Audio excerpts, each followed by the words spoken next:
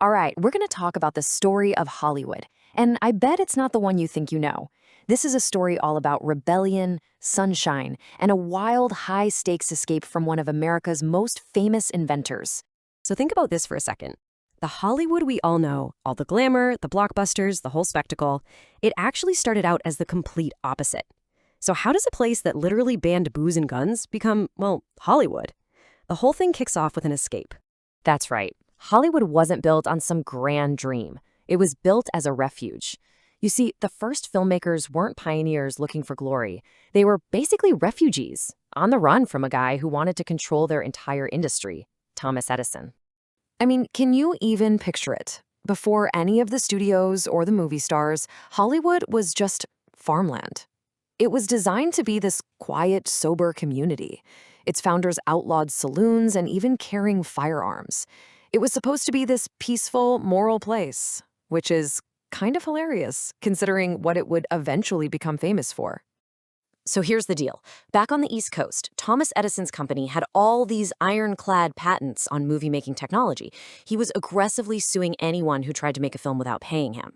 So filmmakers started looking west, and California had two things they just couldn't resist. One, it was so far away that Edison's lawyers couldn't easily get to them, and two, it had year-round sunshine, which is absolutely perfect for filming. And listen, this wasn't just a slow, gradual move. It was a mass exodus. It was a stampede. People literally packed up their cameras and fled across the entire country, looking for a place so remote that Edison's enforcers couldn't find them. It was like the Wild West all over again, but for movie makers. So, our rebels have made it. They have their freedom, they have their sunshine, and boy did they get to work. They didn't just build a town, they built an entire industry from the ground up at an absolutely staggering speed. You just have to see how fast this all happened. In 1911, the very first studio opens its doors. Just 4 years later, the place is already the undisputed center of American filmmaking. And then, in a crazy twist, by the 1920s, the same outlaws who fled a monopoly had gone and created a powerful new one of their very own. And this new beast was called the studio system. And you got to understand, this was a model of absolute control. We're talking about a handful of major companies that owned, well, everything. They owned the cameras, they owned the actors under contract, and they even owned the movie theaters where you went to see the final movie, the whole shebang. This system gave the studios almost unimaginable power. They could lock actors into these super rigid contracts, controlling not just their careers, but their personal lives too. They were literally manufacturing stars, creating these untouchable icons, basically from scratch. They were true dream factories, building a fantasy world and selling it to all of us. But you know how these things go. An empire that powerful isn't built to last. And just like the monopolies they ran away from, their own system of total control was about to come crashing down because of a single decision. 1948. You gotta remember that year. This is when the game completely changes for Hollywood. For those powerful studio heads, the party was officially over.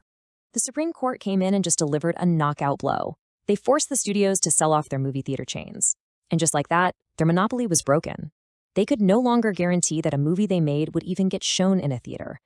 Their total dominance shattered, almost overnight. But this wasn't just a business problem for them. It was the start of a creative explosion for everyone else. With the Old Guard weekend, the door just flew wide open for new voices, for independent producers, and for a totally new way of making movies. And you can probably see the pattern here.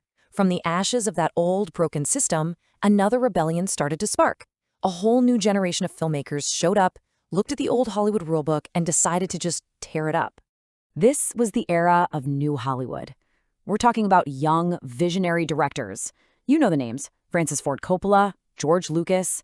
These guys fought tooth and nail for creative freedom, and they were dead set on using new technology to tell stories in ways that nobody had ever seen before. Their playbook was simple, but it was absolutely revolutionary. Demand creative control, embrace new cameras and editing techniques, use special effects not just as a gimmick, but as a core part of the story. They completely changed the language of cinema. And what did all this creative energy give us? It gave us the modern blockbuster. We're talking about huge spectacles like Star Wars.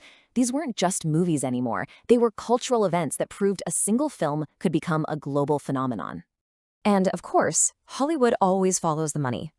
The insane success of these movies caused a huge pivot. The industry suddenly refocused on creating these profitable global franchises, which is pretty much the exact model that still dominates Hollywood today.